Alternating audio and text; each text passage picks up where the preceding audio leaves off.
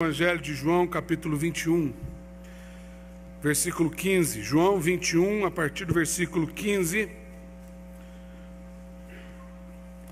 Quero fazer aqui duas considerações rapidamente.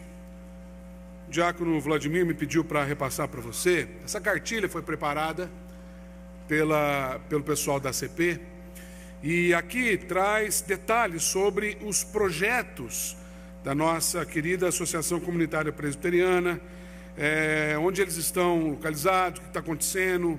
Então, de repente, você que deseja conhecer um pouco mais a fundo o que está acontecendo nas frentes que a ACP vem atuando aqui com a nossa comunidade, você pode gratuitamente pegar essa cartilha ao final do culto, lá com os nossos diáconos, lá na saída, ou diretamente com o pessoal da ACP. Então, eu me importo, é o tema que eles deram para essa cartilha, que está explicando melhor os projetos da ACP. E eu também quero fazer uma indicação de leitura. Algumas pessoas têm comentado comigo: pastor, você podia comentar com a gente um pouco do que você está lendo e tal. Recentemente eu tenho lido um livro, falei para o Adalto: você adquire esse livro aí na livraria. Quero fazer uma indicação, não é um comercial, é uma indicação. O Deus que Abre Portas, de John Ortberg, da Mundo Cristão. Como identificar e agarrar as melhores oportunidades. Esse livro é o livro que eu tenho lido, na verdade estou terminando de ler essa semana, comecei semana passada, um livro sensacional. Eu quero recomendar para você, tem ali na livraria Senhor da Vida, o Deus que Abre Portas, se você quiser uma boa leitura.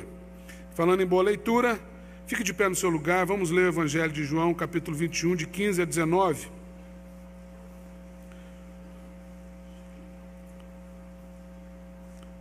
Leia junto comigo.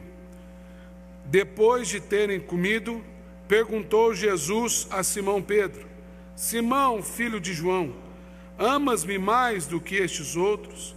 Ele respondeu: sim, Senhor, tu sabes que te amo. Ele disse: apacenta os meus cordeiros.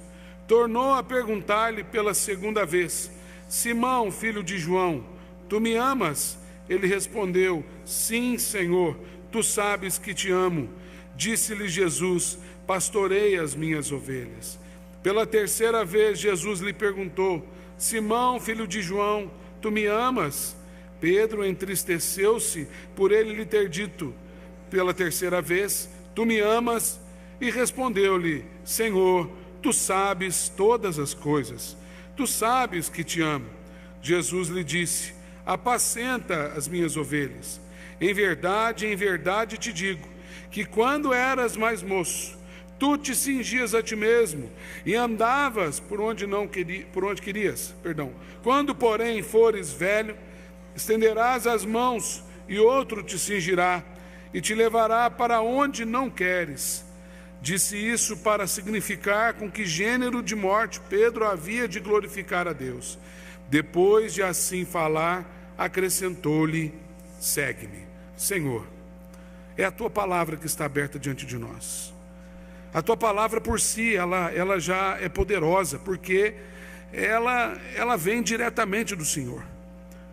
Mas nós, com muita ousadia, queremos clamar a Ti para que o Senhor dê sentido para a Tua palavra a nós nesta manhã mais uma vez. Eu não posso fazer isso.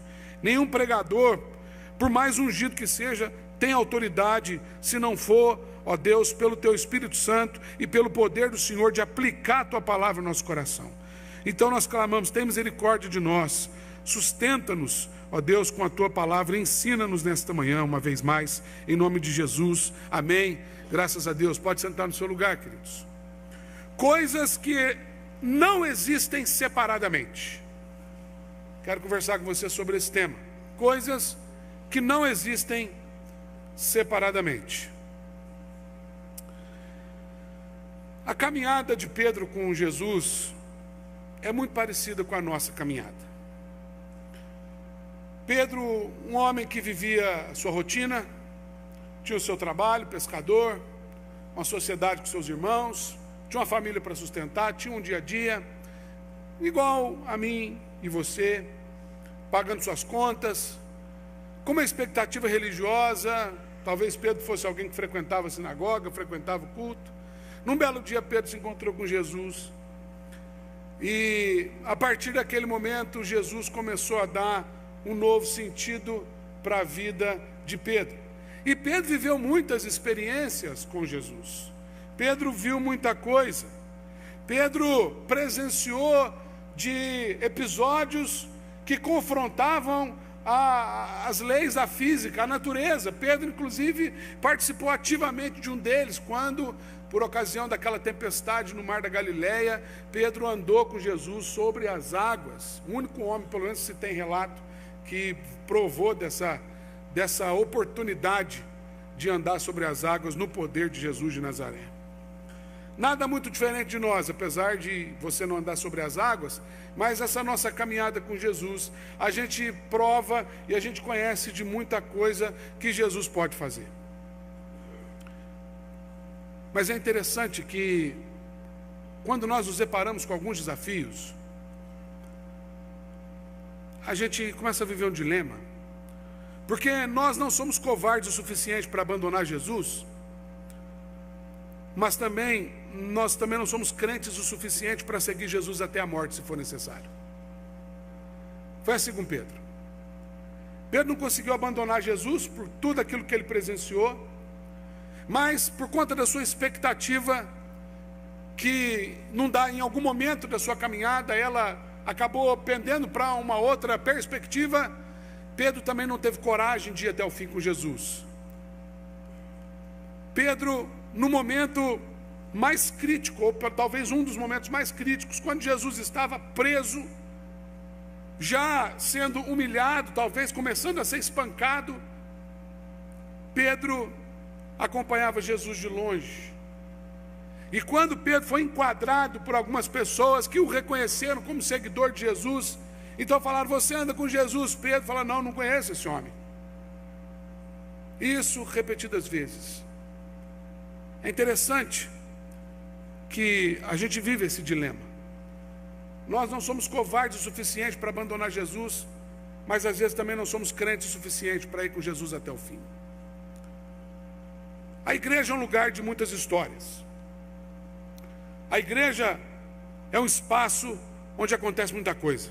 O dia a dia na igreja é também, a gente prova desse dilema. Nós temos a oportunidade de participar da vida de irmãos e irmãs e com eles provar do sobrenatural de Deus. A igreja é um espaço para todas as pessoas. Todo mundo que quiser vir para a igreja é bem-vindo. Mas existem algumas coisas que a igreja não comporta. Primeiramente, não há espaço para projeção humana dentro da igreja. Nós acabamos de chamar à frente aqui alguns candidatos a concorrer ao oficialato da nossa igreja. Mas o ato de trazer esses homens aqui à frente e apresentá-los não é para projetá-los, não é para dar ênfase, não é para colocá-los numa condição maior do que qualquer outro aqui, muito pelo contrário. É para colocá-los na condição de servos, os primeiros servos da igreja. Pedro, ao longo da sua caminhada, me parece ser alguém que buscava holofote. Pedro falava antes de todo mundo. Jesus nem acabava de fazer a pergunta, Pedro já estava respondendo. Isso foi 1, 2, 3 vezes. Pedro era assim. Pedro liderava, Pedro puxava a fila, mas Pedro confundiu em algum momento liderança com protagonismo. E a minha palavra nessa manhã, especialmente nesse momento, é direcionada para você que está concorrendo ao oficialato da nossa comunidade. Você não pode confundir liderança com protagonismo. Não há espaço para você se projetar dentro da igreja de Jesus. Não há espaço, num segundo lugar, para individualismos ou projetos pessoais dentro da igreja de Jesus. Quando nós olhamos lá para o Evangelho de Mateus, no capítulo 16, a gente percebe um encontro interessante, uma conversa interessante com Jesus, que está dividido em 2 momentos curiosos. Jesus se aproxima, Mateus 16, a partir do versículo 13, Jesus se aproxima dos seus discípulos e começa a indagar a respeito da leitura do povo. Ele diz assim: como é que o povo está me enxergando? O que o povo diz que eu sou? E aí os discípulos: olha, eles estão achando que o senhor é Elias, Jeremias, alguns profetas, João Batista. E Jesus pergunta: e vocês, meus discípulos, vocês que estão comigo, como é que vocês me enxergam? E Pedro então, tomando a frente, diz: tu és o Cristo, Filho do Deus vivo. Então Jesus olha para Pedro e fala: em verdade te digo, Pedro, tu és pedra, sobre essa pedra edificarei a minha igreja, as portas do inferno prevalecerão contra ela. Ele diz que aquilo é fruto de revelação de Deus. Pedro parece que naquele momento recebe uma palavra de encorajamento, de exortação, mas aquilo de alguma forma cresce e o projeto aparece. Porque na mesma conversa, Jesus então, a partir dessa confissão de Pedro, Jesus fala: se é isso mesmo, se você entendeu isso, você também então está entendendo que eu preciso morrer. Você está entendendo que eu fui chamado para a morte e ressurreição, para o sacrifício, porque sem isso não há remissão de pecados. Então Pedro começa a botar as asinhas de fora e começa a mostrar o seu projeto. Ele fala: não, eu não vou deixar, isso não vai acontecer de forma alguma, só se for por cima do meu cadáver. E Pedro começa a contender com Jesus, até o ponto de Jesus olha para ele e fala assim: fica quieto, capeta, isso é demônio, isso não é de Deus. Ele começa a colocar o seu projeto para fora, o seu desejo, o seu sonho, o seu plano. Não tem espaço para isso na igreja não, gente. Não tem espaço para isso na igreja. A igreja se define, se identifica como corpo e não como membro. Você é a igreja, mas a igreja não é você. O nosso papel aqui não é de sermos populares, mas de sermos fiéis a Jesus. Nós não temos um projeto para a igreja, quem tem projeto é Jesus. O nosso papel é cumprir o plano, o projeto, o desejo de Jesus para a nossa igreja. Nós não fomos chamados para outra coisa senão para sermos servos uns dos outros. Então não tem espaço para individualismo na igreja, mas também não tem espaço, em terceiro lugar, para outro evangelho dentro da igreja.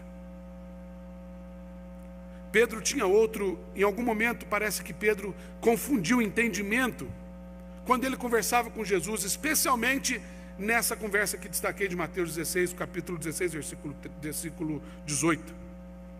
Versículo 22, perdão. O Evangelho nos coloca não na condição de meramente pregadores. Em Atos dos Apóstolos, capítulo 1, versículo 8, Jesus estava prestes a subir aos céus e havia alguns discípulos aos pés de Jesus, e eles então começaram a falar dos seus projetos. Eles olharam para Jesus e falaram: é agora, o Senhor já morreu, o Senhor já ressuscitou, o Senhor está vivo, o Senhor está poderoso, é agora que nós vamos chegar lá, nós vamos desbancar Herodes, nós vamos botar Pilatos para correr, porque essa é a promessa. Eles tinham uma leitura de um evangelho que não era o que Jesus pregava. O reino que eles queriam não era o reino de Deus, era um reino político, histórico. Então eles começam a indagar Jesus a respeito disso, até que no versículo 8 Jesus fala: não, gente, não vos compete conhecer épocas que o Senhor tempos ou eras que o Senhor resolveu, que o Senhor separou para a sua exclusiva autoridade. Mas note o que ele diz, versículo 8: mas recebereis poder ao descer sobre vós o Espírito Santo, então sereis minhas. A palavra testemunha vem do grego martiria,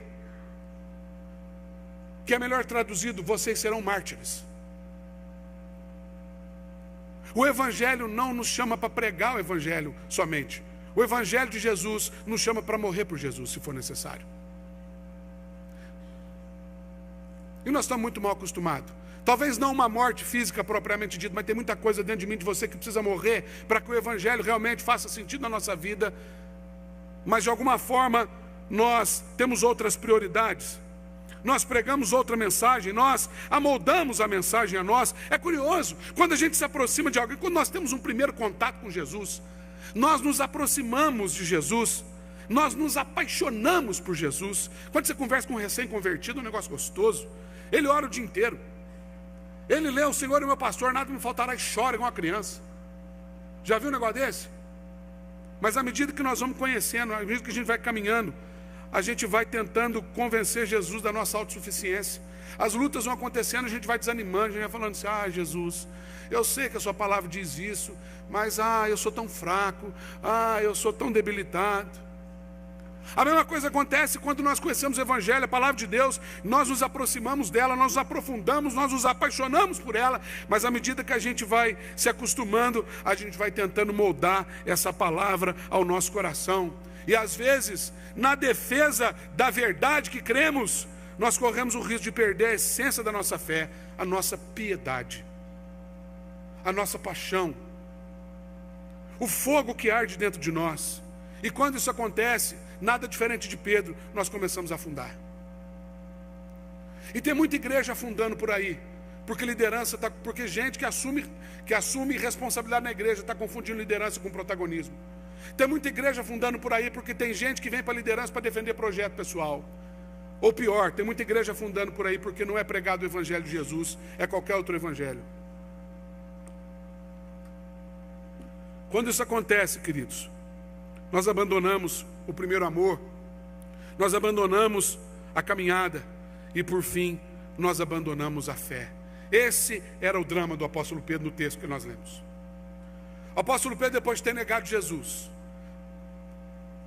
parece que alguma coisa que a Bíblia e Deus, por sua soberania e graça, não permitiu a gente saber o que aconteceu exatamente naquele tempo. Mas fato é que Pedro, depois de ter negado Jesus, ele ouve o galo cantar. O texto diz que Pedro chora amargamente e ele some da história. Por alguns dias nós não ouvimos falar de Pedro. E de repente Pedro reaparece. Mas ele não reaparece no primeiro momento para voltar a andar com Jesus. Se você ler com calma o texto de João, você vai ver que o Pedro resolve pescar.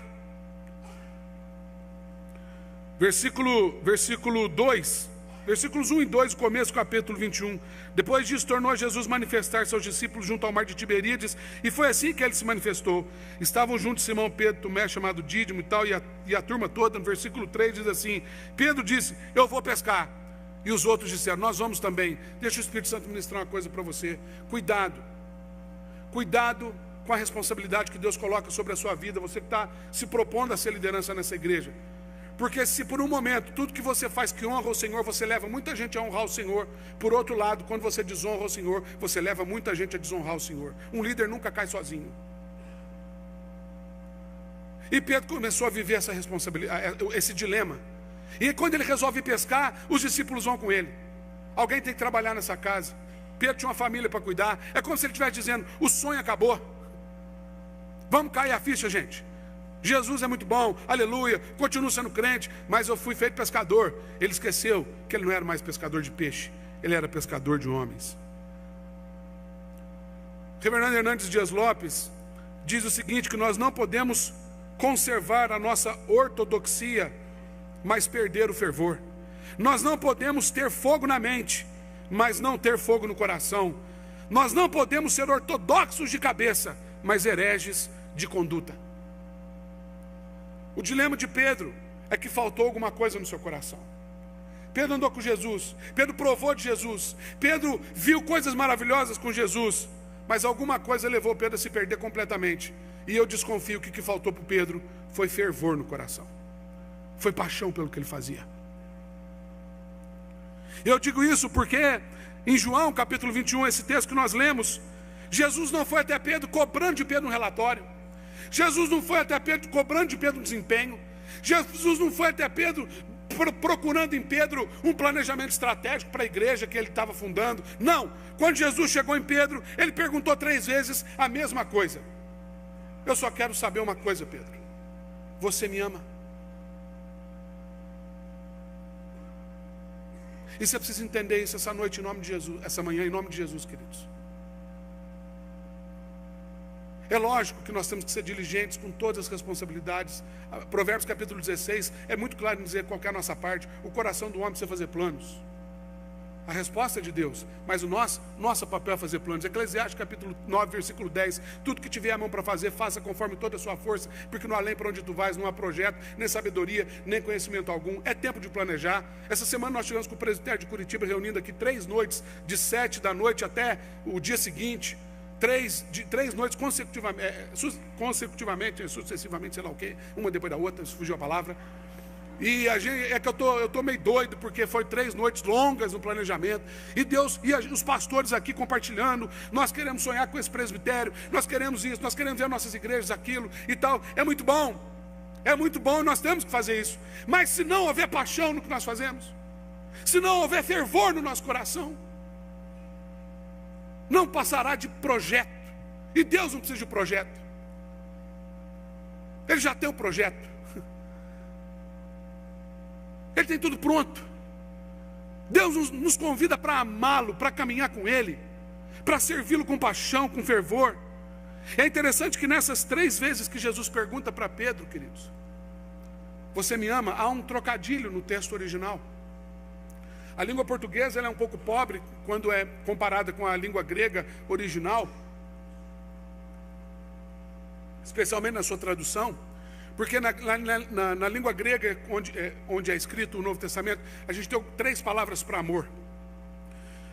No português está sendo traduzido por amor, mas a primeira palavra é a palavra eros, que é ligada ao amor entre um homem e uma mulher.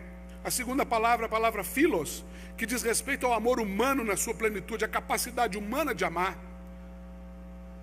E o terceiro é a palavra agapos, que é o amor sacrificial.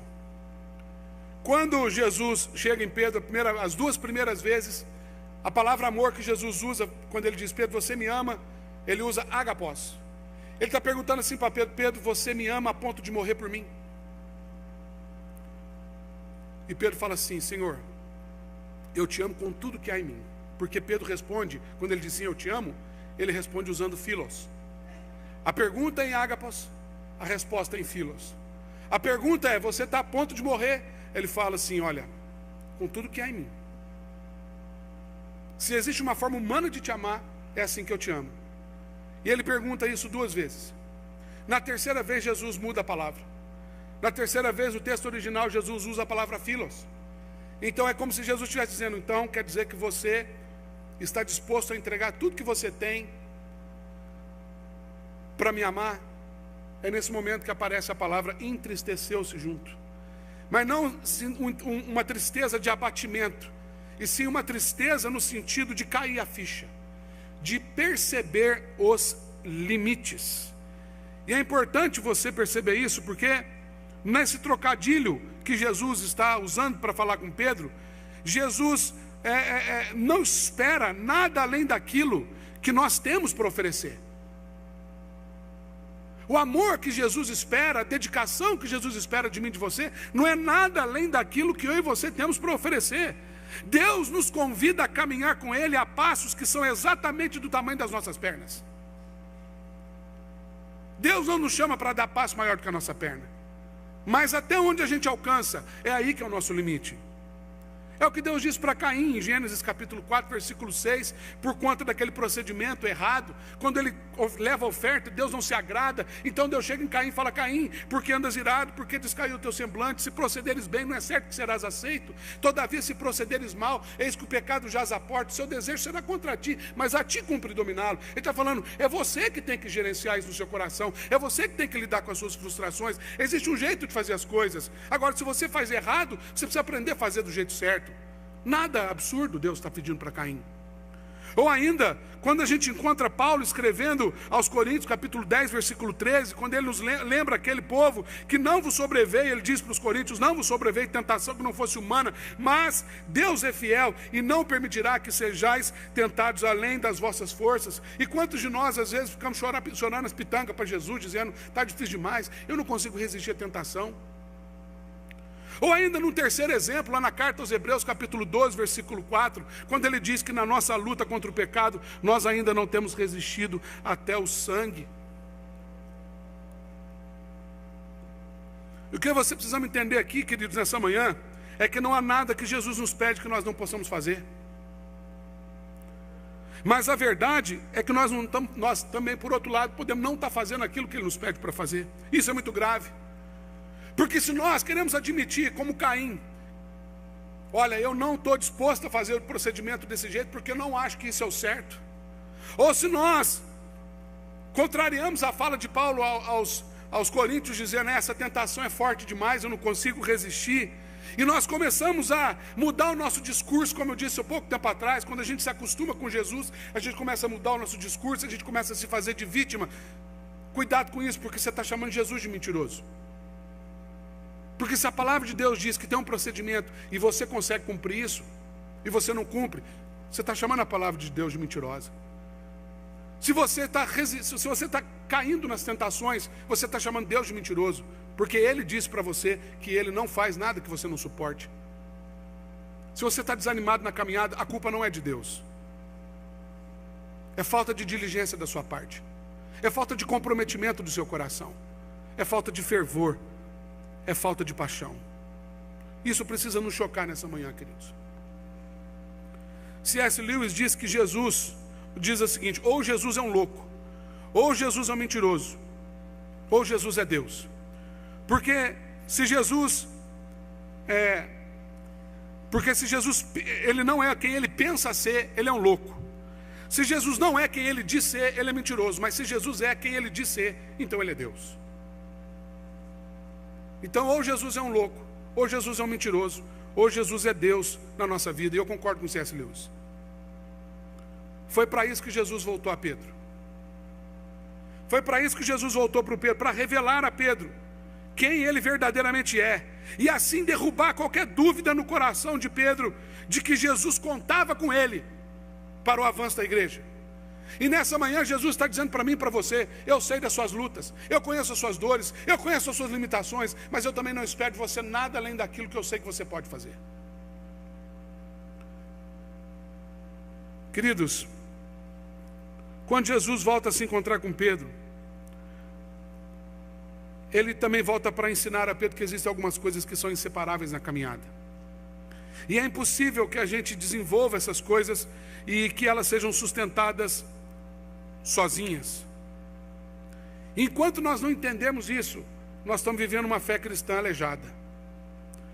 E essas três coisas que eu quero terminar observando com você, que na minha opinião Jesus deixa claro aqui para Pedro, nesse trocadilho, nessa conversa: Pedro, você me ama? Eu te amo, Senhor. Então cuida, apacenta. Pedro, você me ama mesmo? Eu te amo, Senhor.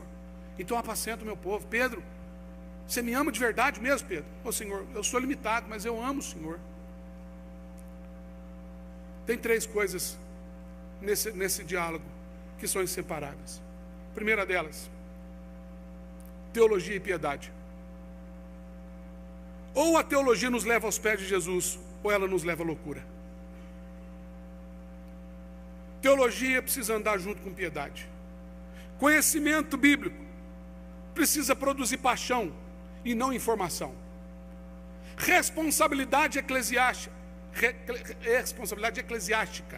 precisa gerar engajamento. Precisa gerar no seu coração um desejo de servir. E não produzir no seu coração um sentimento de superioridade. Todos os homens que se reúnem naquela sala, todas as primeiras, segundas-feiras e terças-feiras do mês, como conselho junto à diaconal dessa igreja, precisam ser os primeiros a lavar os pés de cada um de nós que está aqui. Precisam ser os primeiros a perceber as necessidades uns dos outros e se disporem a servir. Caso contrário, nós estamos ficando loucos. A teologia não está produzindo em nós o conhecimento que deve produzir. Pedro enlouqueceu por um momento. Pedro, diante de tanta coisa que ele viu com Jesus, ele desgovernou. Ou como diz o reverendo Juarez, ele ficou desarvorado. Adoro essa palavra. Queridos, teologia e piedade são inseparáveis. A palavra piedade, que Timóteo usa na sua carta, vem do grego eusébia. Essa palavra está traduzida na Bíblia King James por godliness. Por isso a gente encontra dificuldade de traduzir ela para o português. Ela vem como piedade, e às vezes a gente acha que piedade é ser bonzinho. A gente acha que piedade é um procedimento assim, aprovado pelas pessoas. Piedade não tem a ver com isso. Isso pode até ser resultado da piedade. Piedade tem a ver com Deus dentro de nós, com Deus mudando as coisas dentro de nós, com Deus tomando todo o nosso ser, com o conhecimento de Deus que entra na nossa vida e transforma de dentro para fora. Isso é teologia de fato. João diz: no princípio era o verbo estava com Deus, o verbo era Deus, e o verbo se fez carne. A teologia precisa encarnar a nossa vida e não ficar nas prateleiras da nossa sala. E Pedro precisava entender isso. Por isso Jesus falou assim: você me ama de verdade? A segunda coisa inseparável que eu percebo Jesus tratando com Pedro aqui, duas coisas, segundo ponto, as duas coisas inseparáveis. Primeiro, teologia e piedade. Segundo, doutrina e vida. Ou a doutrina muda a nossa vida, ou ela nos torna arrogantes e duros de coração. E tem muita gente pegando teologia reformada e calvinismo, se fazendo superior àqueles que não confessam a mesma linha doutrinária que nós. Isso é pecado. João Calvino era um homem como eu e você. E Deus podia ter usado qualquer pessoa no lugar de João Calvino. A Igreja Presbiteriana do Brasil está, assim, sedimentada sobre um entendimento teológico muito bem claro, muito consistente. Nossos símbolos de fé são talvez há séculos os mais sólidos que a gente encontra. Mas, queridos, isso não faz da gente melhor que ninguém. Ao invés de você sair daí criticando os pentecostais, criticando os católicos, criticando os outros que confessam a fé em Jesus também, você devia compartilhar a sua vida, mais do que você compartilha a sua doutrina. Jesus voltou em Pedro para dizer ao Pedro: você pode até ser ruim de letra, mas eu sei que você é bom de coração. E a gente percebe isso. Era um homem pescador. E o sujeito só era pescador naquela época, queridos. A cultura hebraica daquele tempo diz que o sujeito era pescador quando não tinha mais nada para ele fazer. O primeiro grande sonho da gurizada no tempo de Jesus era tomar parte na vida religiosa. Depois do bar mitzvah, todos queriam ingressar na escola rabínica e se tornar, de alguma forma, escriba, fariseu. Esse era o primeiro. Quando não dava, eles iam aprender alguma coisa que fosse assim, diretamente ligada ao templo. Quando não dava certo mesmo, aí ia ser pescador, alguma coisa. Essas profissões que a nossa sociedade hoje em dia, ela coloca assim como profissão de segunda classe.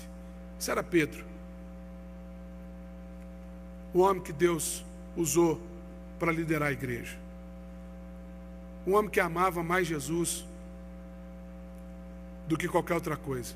E esse texto aqui mostra para a gente isso. Basta você ver Pedro antes e depois dessa conversa. Quando o livro de Atos dos Apóstolos começa a narrar a história da igreja, nós encontramos outro Pedro. Nós encontramos um Pedro que parece que começou a ser tratado na sua arrogância, na sua autossuficiência. Um homem que teve a ousadia de, assim que provou daquela experiência lá no cenáculo da descida do Espírito Santo, quando ele volta para o lugar de oração, ele volta já carregando um coxo curado junto com ele. Quando um homem pede para ele uma moeda, ele diz: eu não tenho moeda, mas o que eu tenho eu te dou, em nome de Jesus Cristo, levanta e anda. Isso é doutrina na vida. Terceiro e último, coisas que são inseparáveis na caminhada cristã: teologia e piedade, doutrina e vida, e por último, fé e conduta. Ou a nossa fé transforma a nossa vida por completo, ou ela nos torna hipócritas. A fé que nós cremos precisa ter impacto histórico na nossa vida.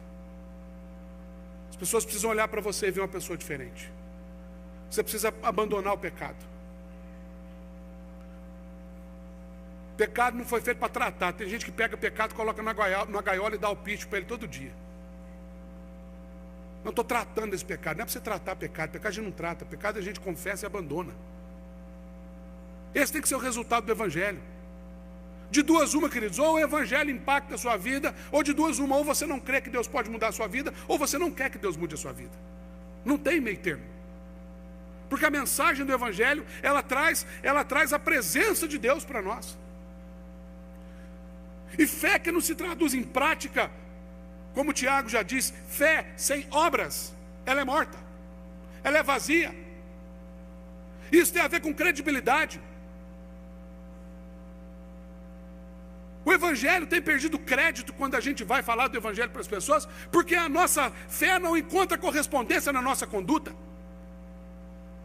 Nós participamos de um culto aqui todo poderoso, o Espírito de Deus aqui alegre, e oração acontecendo, e dízimo e oferta. Quando nós saímos para o estacionamento, nós somos incapazes de continuar levando esse culto para a nossa vida. A nossa agenda muda, é impressionante. A nossa agenda de porta para fora é uma, de porta para dentro é outra. Aqui dentro é todo mundo preocupado com a igreja, da porta para fora a gente só se preocupa com a nossa vida.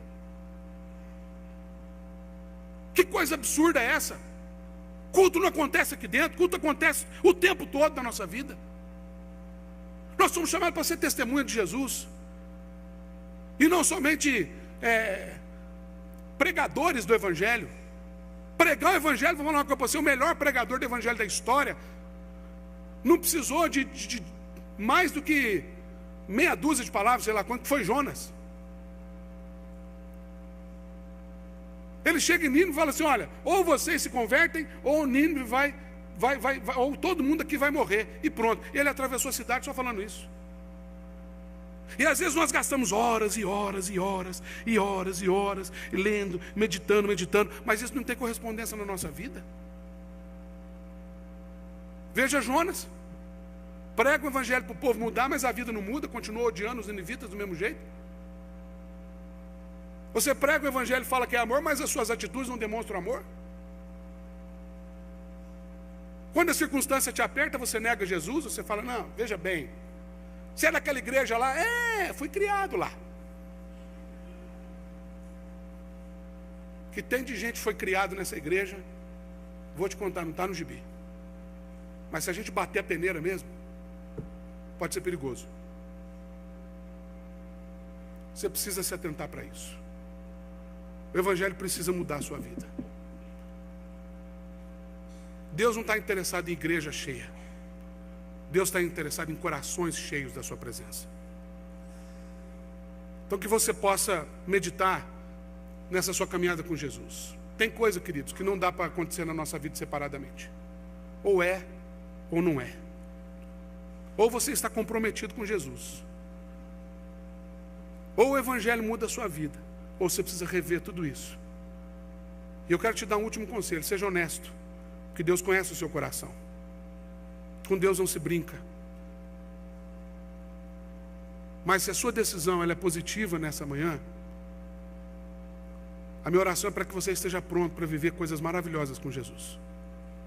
Pedro saiu de uma madrugada tenebrosa, onde ele negou Jesus, para ser um grande e poderoso homem nas mãos de Deus e cravar o seu nome na história da igreja. E Deus não tem menos para você. E se Deus usou Pedro, quanto mais pode usar a sua vida?